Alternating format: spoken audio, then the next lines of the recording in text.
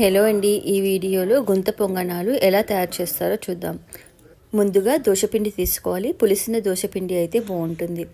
ఇందులోకి సన్నగా తరిగిన ఉల్లిపాయలు వేసుకోవాలి మరియు సన్నగా తరిగిన కొత్తిమీర వేసుకోవాలి.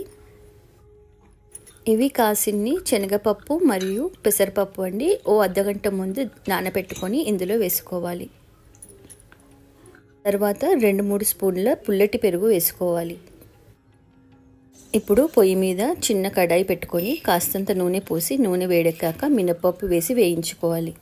మినపప్పు వేగాక ఆవాలు, జీలకర్ర మరియు కరివేపాకు వేసుకోవాలి. తర్వాత అల్లం వెల్లుల్లి ముద్ద వేసుకోవాలి. అది వేగాక పచ్చిమిరపకాయల కారం వేసుకోవాలి. తర్వాత కాస్త పసుపు వేసుకొని వేగనివ్వాలి.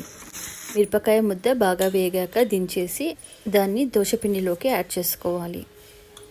తర్వాత రుచికి సరిపడా ఉప్పు వేసుకొని అన్నీ మిక్స్ అయ్యేలాగా బాగా కలుపుకోవాలి.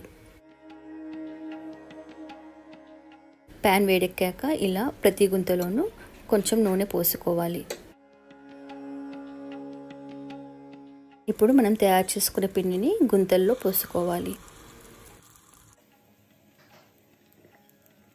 ఇప్పుడు 1 స్పూన్ నూనె తీసుకొని ఇలా అన్నిటి మీద కొంచెం కొంచెం వేసేసి స్టవ్ మీడియం ఫ్లేమ్లో పెట్టుకొని మూత పెట్టుకోవాలి.